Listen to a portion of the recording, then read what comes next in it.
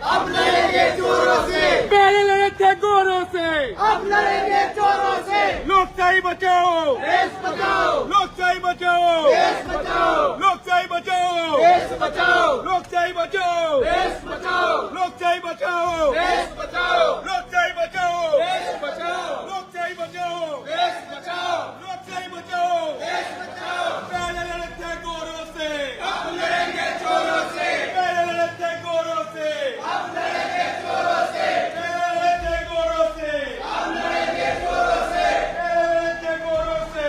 अब लड़ेंगे चोरों से।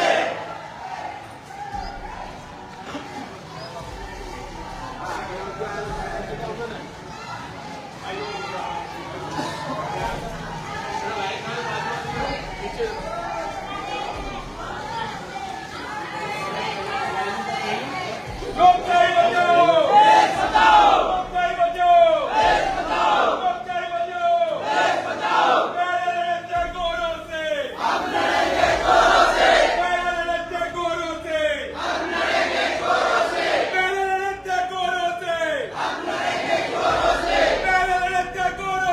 अब लड़ेंगे चोरों से। लोकशाही बचाओ, देश बचाओ, लोकशाही बचाओ, देश बचाओ, लोकशाही बचाओ, देश बचाओ, लोकशाही बचाओ, देश बचाओ, मत बचाओ, देश बचाओ, मत बचाओ, देश बचाओ, मत बचाओ, देश बचाओ, मत बचाओ, देश बचाओ, मत बचाओ। देश बचाओ। पहले लड़े थे गोरों से, अब लड़ेंगे चोरों से, पहले लड़े थे गोरों से, अब लड़ेंगे चोरों से, पहले लड़े थे गोरों से, अब लड़ेंगे चोरों से, पहले लड़े थे गोरों से। अब लड़ेंगे चोरों से। એવું છે આ બોલાયેલો પબ્લિક ભાજપના પટ્ટા પહેરી આવી ગયા. બરાબર છે ભાઈ આ બાજુ આવી જાઓ બધા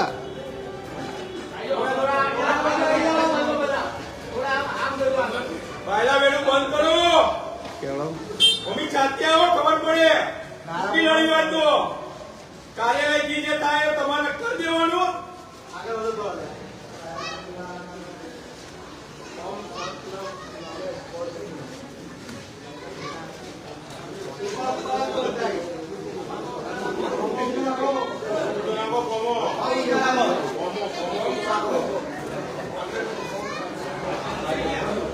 બંધ કરો ભાઈ, બંધ કરો. બંધ કરો ભાઈ, બંધ કરો. બંધ કરો ભાઈ, બંધ કરો. બંધ કરો ભાઈ, બંધ કરો. બંધ કરો ભાઈ, બંધ કરો. બંધ કરો ભાઈ, બંધ કરો.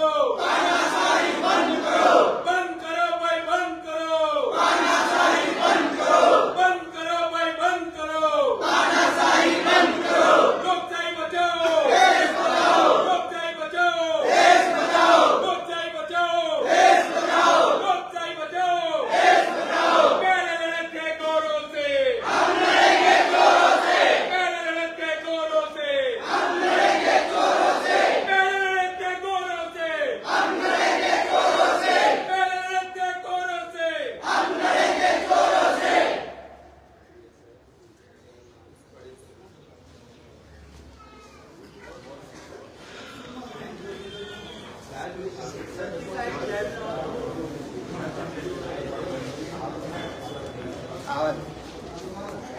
I am Choro! I am Choro!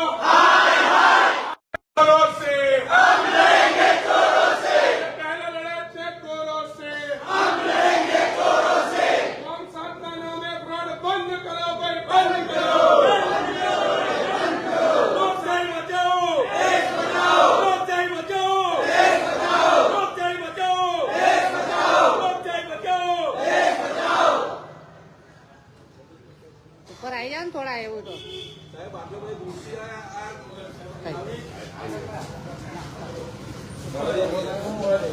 અમારે રજૂઆત એટલી તો થાય કે આવા લોકો ખોટી રીતે હેરાન કરે તેનો મતલબ શું થાય? કોઈનું નામ નીકળવાનું નથી હું તમને ગેરંટી આપું સાહેબ એક સાથે એક ગામમાં 111 અરજીઓ થઈ છે, વાતા હજી તમારી પાસે છે 111 વાતા એક જ ગામના એક જ ફળિયાની છે. આમાં માણસ સેમ છે, કલ્પેશભાઈ. એક વ્યક્તિએ 15 અરજીઓ કરી છે અને આ આપણે પૂછીએ છીએ તો એવું કહે છે કે અમને ખબર નથી. એટલે પહેલાં પેલું તો આ અરજદારો કોણ છે, જે વાંધા અરજી રજૂ કરી છે એ અરજદારો કોણ છે એ ખબર નથી. અને વિશેષ જો આ અરજદારો ખોટા હોય 111 છે તો તેના પર કાર્યવાહી કરવાની અમારી માંગ છે. સરકારશ્રીએ જે નિયમ બનાવ્યા છે કે ખોટા વાંધા રજૂ કરે તો તેવા લોકો પર ચોક્કસ કાર્યવાહી થવી જોઈએ. અને આ જે ફોર્મ 7/111 ભર્યા છે એમાં હકીકત શું છે? કારણ કે કેટલાક લોકો મળ્યા નથી તો એમના મત તો કપાઈ જ જશે ને.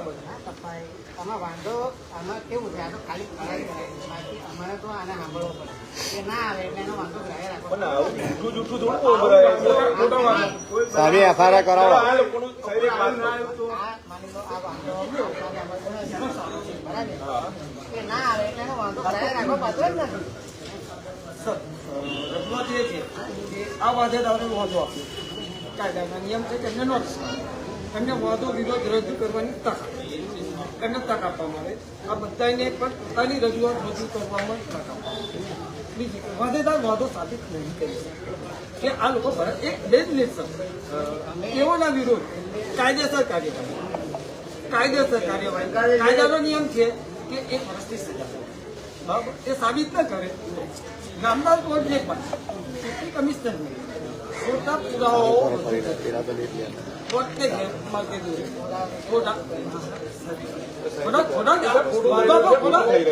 સાબિત થશે. અને વગર પુરાવાએ જો તમે કોઈ વસ્તુ લીધી હશે તો એ બી ચૂંટણી પ્રક્રિયાઓની ઉલ્લંઘન છે. ખોટા પુરાવાઓને સાચા કરવા માટેનો પ્રયત્ન જેથી પણ એની વિરુદ્ધ કાર્યવાહી થાય. અને સાહેબ આ પ્રપંચના અંદર જે કોઈ વ્યક્તિઓ ષડયંત્રકારી હોય જેમના લાભમાં જેમના દબાણમાં કે જેમના પ્રલોભનના અંદર આ વાંધાઓ તમામ વિરુદ્ધ કાયદેસર કાર્યવાહી કરવામાં આવે. એમાં 111 મત બતાવવા માટે અમારે શું કરવું? કાયદા પરથી વિશ્વાસ ઉઠી જશે પ્રજાનો. એવો છે આ 111 મતમાંથી મત નહીં કપાય એનું તો અમે લખો નાખી દો સર, નહીં કપાય. હાર્દિકભાઈ સામિયાનો પર FIR કરાવો જેને કર્યું છે કાયદેસર. હું સાહેબ આજે એકને મારી કાઢી તો મારી પાસે સજા થાય કે નહીં થાય? હું ભાજપનો છું તો નહીં થાય? એવું ના હોય. બધા માટે નિયમ હક્કો છે, બધા માટે કાયદો સકો છે, તો એ લોકોને સજા થવી જોઈએ. તમે કોઈ સાહેબ અમને મંજૂર છે પણ પેલું અમને લો 73 મનો તો આવે મને કઈ જવાબદારી પણ એમની પર સજા તો કરો સાહેબ કે ફરી વાર આવનારા સમયમાં આવું ના કરે.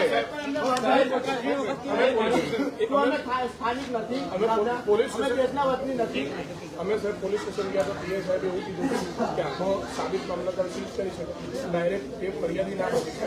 એટલે આમ સાહેબ જોડે આવ્યા વગર તો અમારો રસ્તો જ નહીં, એના પર ફરિયાદ કેમ નહીં કરી? કારણ કે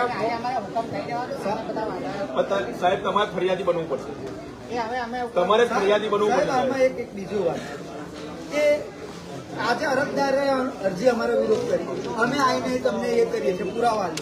જો અગર અમે ના આવ્યા તો અમારે તો રદ થવાના જ હતા. કાંડમાં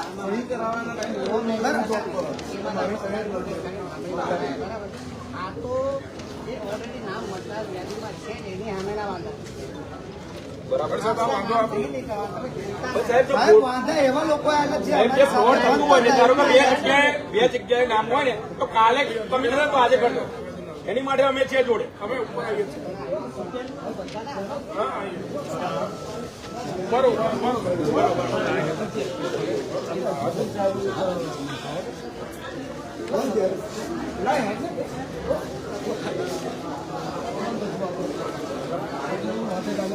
આજે પાદરા તાલુકાનું લપકા ગામ એનું વાદીલાપુરા વિસ્તાર છે અને આ વાદીલાપુરા વિસ્તારના કહેવાય કે 111 મત પર વાંધો ઉઠાવવામાં આવ્યો છે ને જેમાં ગંભીર બાબત એ છે કે વાંધા ઉઠાવનાર એક જ વ્યક્તિઓ છે કે જે એક વ્યક્તિ 15 વ્યક્તિના મતાધિકાર છીનવાના પ્રયાસો કરી રહ્યા છે. ત્યારે પાદરા મામલતદારશ્રીને લેખિતમાં અરજી ફરિયાદ આપી છે કે અમારા મત તો નહીં જ કપાય એ વાત સાચી છે, પણ જે લોકોએ ખોટા વાંધા રજૂ કર્યા છે, જેના કહેવાથી કર્યા છે, જેને કાર્યાલયથી કર્યા છે, જે પણ કંઈક કર્યું હોય એવા લોકો પર ચોક્કસ પ્રકારે કાર્યવાહી થવી જોઈએ. માત્ર મત બચાવો એ અમારો ગોલ નથી, પરંતુ મત છીનવવાનો જેને પ્રયાસ કર્યો છે જે મત ચોરી કરવાનો પ્રયાસ કરી રહ્યા છે અથવા તો મત હટાવી દેવાના પ્રયાસ કરી રહ્યા છે એવા લોકો પર ચોક્કસ ફરિયાદ થવી જોઈએ. વાંધો ઉઠાવનાર લોકો જો એમનો વાંધો સાચો હોય તો કોઈ પ્રશ્ન જ નથી, પરંતુ જો એ વાંધો ઉઠાવનાર લોકો ખોટા હોય અને એમને આ પ્રકારની કૃત્ય કર્યું હોય તો ચોક્કસ મામલતદારશ્રીને તમામ આગેવાનો સાથે 111 મતદારો સાથે આવ્યા છીએ અને ચોક્કસથી એવી માંગણી છે કે મામલતદાર સાહેબ પોતે ફરિયાદી બને અને આ જેટલા લોકોએ વાંધો ઉઠાવ્યો છે તેમને બોલાવવામાં આવે, તેમને પૂછવામાં આવે કે તમે કયા બેઝિસ પર વાંધા ઉઠાવ્યા છે અને જો એમાં તે કસૂરવાર થાય, તેમાં તે ખોટો નીકળે તો ચોક્કસથી આપણી સાથે વકીલ સાહેબ પણ છે, જે કાયદાની જોગવાઈ હોય એ પ્રકારે તેમના વિરુદ્ધમાં ફરિયાદ દાખલ કરવા માટે, ગુનો દાખલ કરવા માટે આજે સમગ્ર મતદારોને સાથે લઈને પાદરા મામલતદાર ખાતે આવેદનપત્ર આપવામાં આવ્યું.